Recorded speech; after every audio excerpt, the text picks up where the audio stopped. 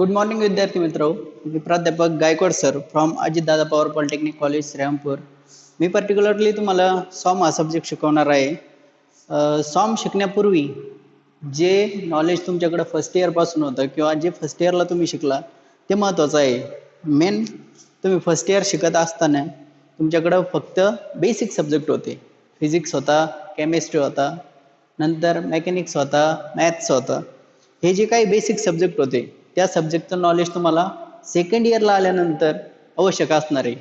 दुसरी गोष्ट अशी की या करोनामुळे तुमची एक्झाम पण होऊ शकली नाही, त्यामुळे बऱ्याचशा जणांनी पुस्तक पण किंवा बुक उचकले पण नसतील.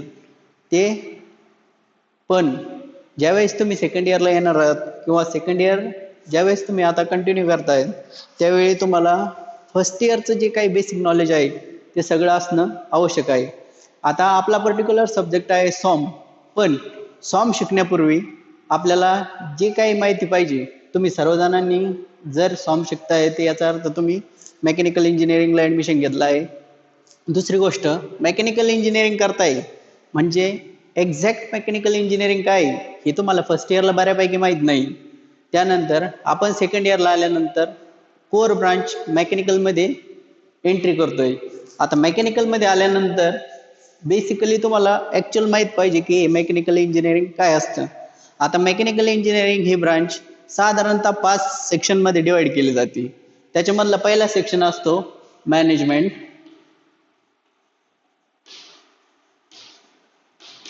त्यानंतर असतं डिझाईन, नंतर डिझाईन नंतर असतं ड्रॉइंग,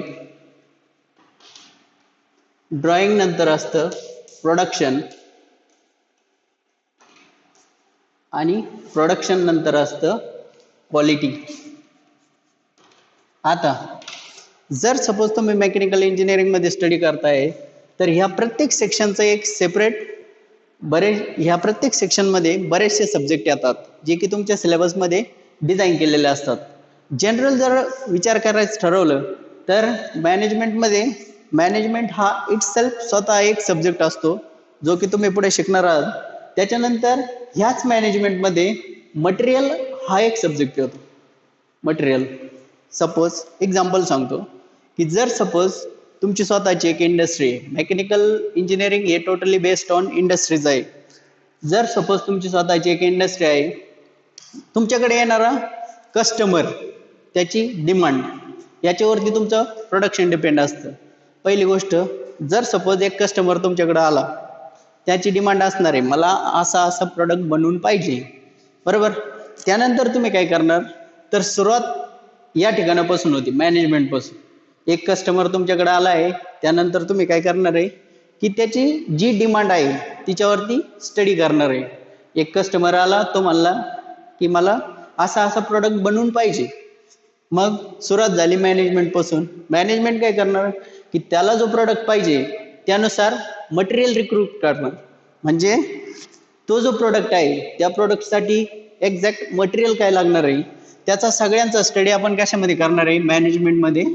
मटेरियल नंतर मटेरियल खरेदी केल्यानंतर डिस्पॅचिंग, म्हणजे साधारणतः तुमचं प्रोडक्ट पूर्ण ओके झाल्यानंतर तुम्ही काय करताय, डिस्पॅच करताय किंवा त्या कस्टमरला प्रोव्हाइड करताय. तो पण पार्ट डिस्पॅचिंग जो आहे तो पण कशामध्ये येतो, मॅनेजमेंटमध्ये, बरोबर. हा पण पार्ट कशामध्ये येतोय, मॅनेजमेंटमध्ये. जर हा झाला मॅनेजमेंटचा पार्ट. पहिलं मॅनेजमेंटमध्ये मटेरियल तुम्ही रिक्वायर्ड करताय, कस्टमर तुमच्याकडे आला, कस्टमरची डिमांड तुम्ही ऐकली, त्यानंतर तुम्ही त्याला तो प्रोडक्ट बनवण्यासाठी जो मटेरियल लागणार आहे तो तुम्ही मटेरियल विकत घेतलं. त्यानंतर तुम्ही पुढे जाणार आहे डिझाईन डिपार्टमेंटकडे. आता कस्टमरनी जो प्रोडक्ट मागितला त्याची ते डिझाईन करण्यासाठी सेपरेट डिपार्टमेंट असतं. पण डिप्लोमाचं syllabus according to design department अशा पद्धतीने सिलेक्ट केलेलं आहे. तर डिझाईनचा फर्स्ट पार्ट असतो मेकॅनिक्स, नंतर सेकंड पार्ट असतो सॉम झाला. त्यानंतरचा तिसरा पार्ट असतो टॉम, आणि टॉम नंतर डिझाईन. आता ह्या सेपरेट एका शब्दावरती तुम्हाला डिप्लोमाला सेपरेट एक सब्जेक्ट आहे. याआधी तुम्ही मेकॅनिक्स बघितलास, आता आपला सब्जेक्ट कोणता आहे, सॉम. आपण शिकणार कोणता आहे, सॉम.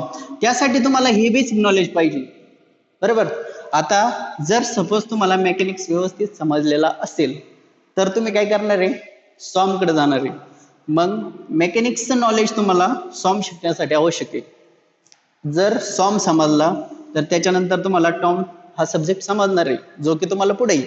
त्यानंतर लास्ट इयरला असतो डिझाईन. ऍक्च्युअल डिझाईन इथं होतं, पण या सगळ्यांचं नॉलेज जे असतं ते वापरून पुढे शिकलं जातं. आता तुम्ही ज्यावेळेस हा 3 वर्षाचा डिप्लोमा करताय त्यावेळी तुम्हाला या सगळ्या गोष्टीचं नॉलेज मिळणार आहे. या प्रत्येक एका शब्दावरती एक सब्जेक्ट आहे तुम्हाला.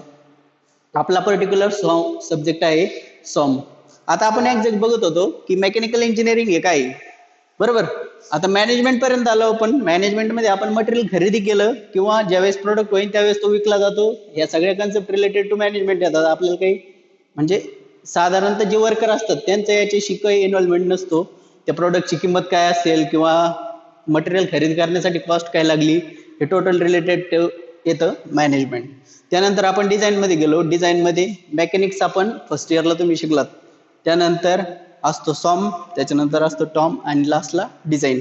पण ह्या सगळ्या सब्जेक्टचं नॉलेज असल्यानंतरच आपण डिझाईनकडे पुढे जाऊ शकतो. दुसरी गोष्ट, जर मेकॅनिक्स समजला नसेल तर सॉम समजायला खूप अवघड जातो. त्यासाठी तुम्हाला काय करायचंय, फर्स्ट इयरची एक्झाम नाही झाली ठीक आहे, तरी पण मेकॅनिक्स हा सब्जेक्ट जो आहे तो घरी जाऊन एकदा रिवाइज करणंच. त्यासाठी मेकॅनिक्सचा अभ्यास करायचा आहे तुम्हाला. त्या आपण कसं बेसिक मेकॅनिक्सचं जे काय आहे ते मी तुम्हाला सांगणारच आहे. त्यानंतर तुमचं झालं डिझाईन पर्यंत तुम्ही आलात.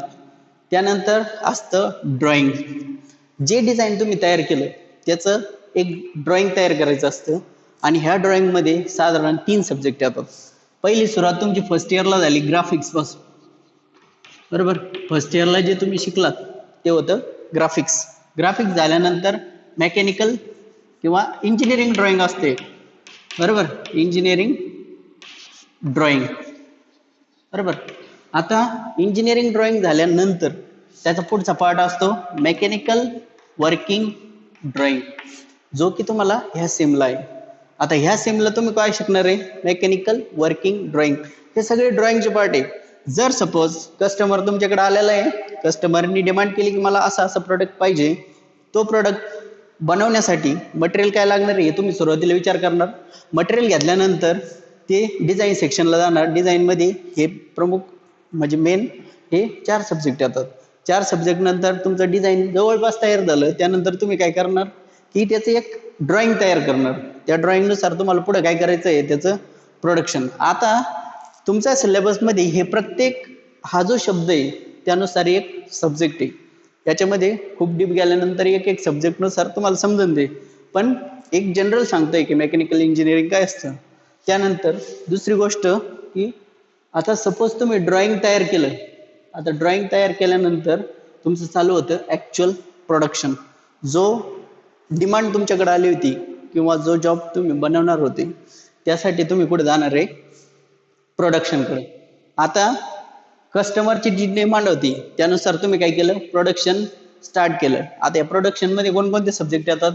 पहिलं प्रोडक्शन मध्ये येतो मॅन्युफॅक्चरिंग प्रोसेस, मॅन्युफॅक्चरिंग प्रोसेसेस. नंतर ऍडव्हान्स मॅन्युफॅक्चरिंग प्रोसेसेस, बरोबर. हे साधारणतः सब्जेक्ट त्याच्यामध्ये येतात. त्याच्यानंतर ह्याच डिझाईन मध्ये काही कॅड कॅम सॉफ्टवेअर पण येतात, ज्या सॉफ्टवेअरच्या आधारे आपण एक प्रोटोटाइप तयार करतो, प्रोटोटाइप मॉडेल तयार करतो, त्याच्यानुसार डिझाईन पण करतो. हे सगळं काही तुम्हाला बेसिक इंजिनिअरिंग मध्ये किंवा मेकॅनिकल डिप्लोमा मध्ये तुम्हाला हे शिकायचं आहे. फक्त मी ओव्हरव्ह्यू सांगतोय की हे कशा टाईपचं असतं. त्यानंतर हे झालं प्रोडक्शन. लास्टला तुमचं काय झालं तर प्रोडक्ट तयार झालं. आता काय झालं, तुमचं प्रोडक्ट तयार झालं. मग प्रोडक्ट तयार झाल्यानंतर तुम्ही काय करणार की कस्टमरची काय डिमांड होती, बरोबर. कस्टमरला एका पर्टिक्युलर ऍप्लिकेशन साठी तो गुड्स किंवा तो प्रोडक्ट पाहिजे होता, बरोबर. त्याची डिमांड जी होती ती आपण ऍक्च्युअल प्रोडक्शन तयार केल्यानंतर ती मिळाली का, त्यासाठी असतं क्वालिटी चेकिंग, बरोबर. लास्टचा टॉपिक असतो क्वालिटी. क्वालिटीमध्ये काय केलं जातं तर त्याचे डायमेन्शन वगैरे मेजर केले जातात. नंतर त्याच्यामध्ये येणारे स्ट्रेसेस वगैरे त्या कॅल्क्युलेट केल्या जातात. हे सगळं केल्यानंतर जर तो प्रोडक्ट क्वालिटीच्या बाबतीत व्यवस्थित असेल तरच तो मार्केटमध्ये दिला जातो. जर सपोज कस्टमरच्या रिक्वायरमेंट ज्या होत्या त्या जर तुम्हाला मिळाल्या नाही तर तो प्रोडक्ट काय केला जातो, स्क्रॅप केला जातो. बरोबर, म्हणजे तुम्ही सुरुवातीची जी प्रोसिजर केली पूर्ण ती काय केली, वाया गेली, त्याचा काहीच उपयोग झाला नाही. म्हणजे लास्टला काय असतं, क्वालिटी. आणि जर सपोज तुम्हाला त्या रिक्वायरमेंट होत्या त्या मिळाल्या तर मग आपण काय करणार आहे, तो प्रोडक्ट त्या कस्टमरला देणार आहे. ही टोटल इंडस्ट्री चालती मेकॅनिकल इंजिनिअरिंग ची. जी इंडस्ट्री असते की जिथं मेकॅनिकल प्रोडक्ट्स तयार होतात तिथं अशा टाईपचं एक प्रोसिजर असते. ओके.